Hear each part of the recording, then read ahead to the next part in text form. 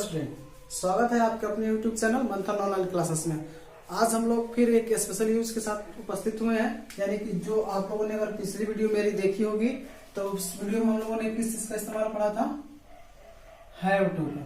ठीक, और आज का इस्तेमाल इसी से रिलेटेड क्या है, आज हम लोग किसका इस्तेमाल पढ़ेंगे, यूज ऑफ हैज टू।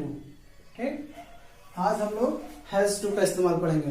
पिछली वीडियो में बताया था सेम टू सेम प्रोसेस इस वीडियो में भी वैसे ही रहेगा। आइए सबसे पहले हम लोग हैज टू का उपयोग जान लेते हैं।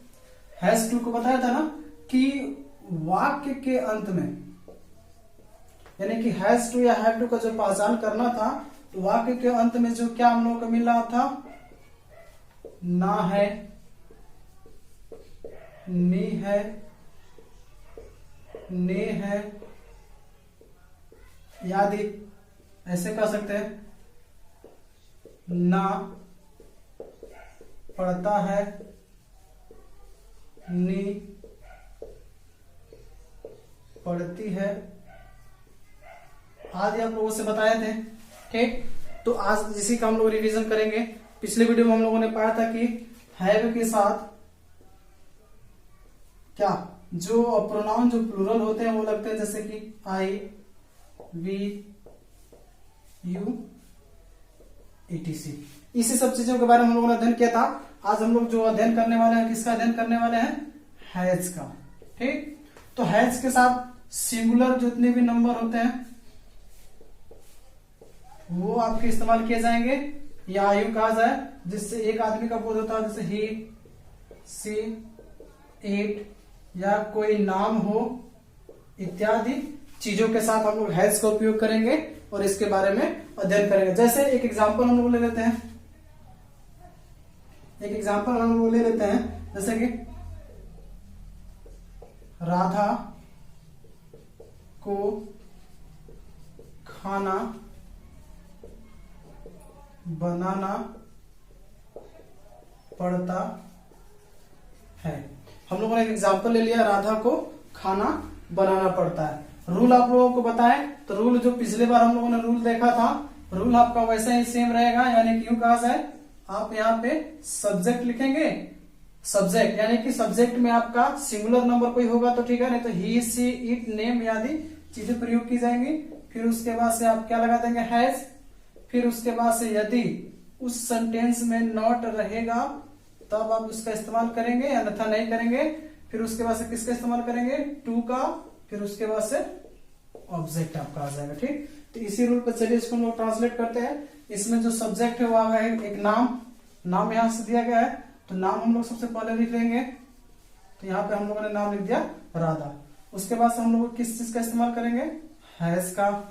फिर उसमें नॉट तो है नहीं, इसलिए किस चीज का उपयोग करेंगे, टू।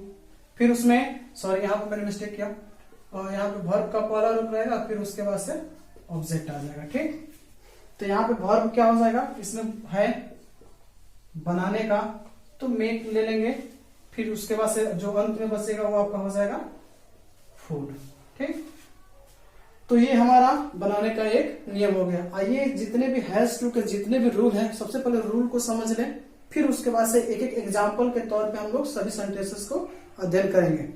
हैज का ये वाला जो रूल आपका पहला रूल है, यानी क्यों कहा जाए, इसमें अफर्मेटिव और प्लस नेगेटिव दोनों आपके आ जाएंगे। ठीक, फिर उसके बाद से हम लोग किसकी तरफ बढ़ देंगे, इंट्रोगेटिव।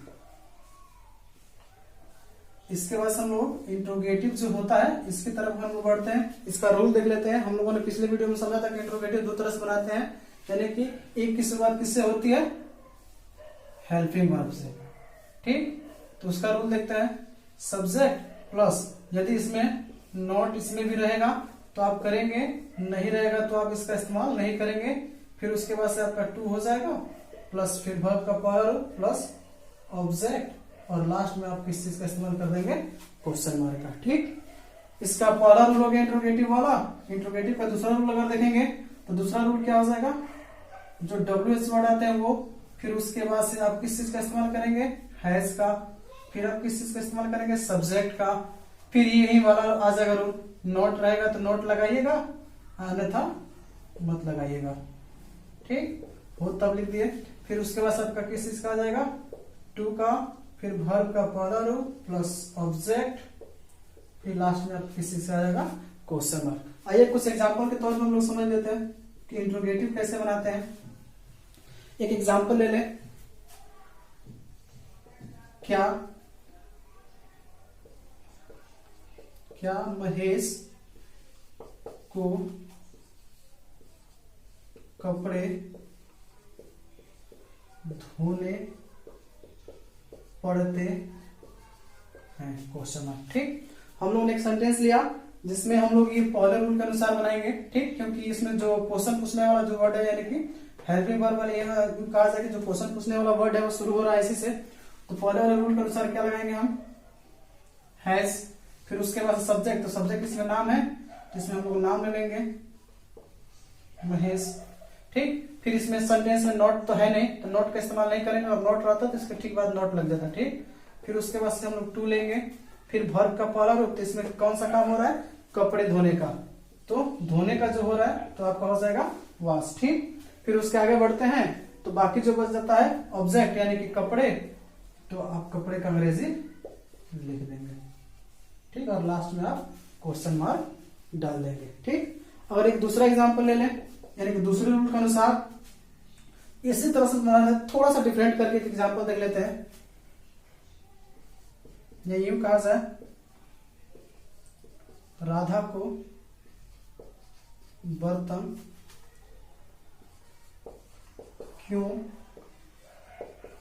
धोने पड़ते हैं। ठीक, हमने दूसरे रूल के अनुसार एक सेंटेंस लिया है, क्या, राधा को बर्तन क्यों धोने पड़ते हैं। तो दूसरे रूल के अनुसार हम लोग देखेंगे कैसे ट्रांसलेट करेंगे। सबसे पहले WH वर्ड यानी कि जो प्रश्न पूछने वाले जो वर्ड है क्यों, उसका अंग्रेजी पहले लिख देंगे, यानी कि क्यों का अंग्रेजी हो जाएगा वाई। फिर उसके बाद आप हेल्पिंग वर्ब लगाएंगे, क्या, हैज। ठीक, फिर उसके बाद से सब्जेक्ट आप लगाएंगे, तो सब्जेक्ट इसमें आपका आ जाएगा क्या, राधा। ठीक, इसमें नॉट तो है नहीं, तो नॉट का इस्तेमाल नहीं करेंगे, फिर किसका इस्तेमाल करेंगे, टू का। फिर उसके बाद से वर्ब आएगा, तो वर्ब इसमें भी किस चीज का हो रहा है, तो धोने का, तो वाश। फिर उसके बाद जो बच जाता है उसका यानी कि ऑब्जेक्ट का लिखेंगे, तो ऑब्जेक्ट इसमें क्या है, बर्तन। तो बर्तन के लिए आप डिश भी लिख सकते हैं, और लास्ट में आप क्वेश्चन मार्क। इस तरह से आप लोगों ने देखा कि हैज टू का इस्तेमाल कैसे किया जाता है। यानी कि कहा जाए कि कुछ सेंटेंसेस होते हैं जिसमें हैव और हैज टू का दोनों मिलता है, तो इस तरह से आप लोग ट्रांसलेट कर सकते हैं। आपकी स्क्रीन पर कुछ सेंटेंसेस उपलब्ध कराई जा रही हैं जिनको आप ट्रांसलेट करेंगे, और उसका जवाब हम लोग कमेंट बॉक्स में जरूर देंगे।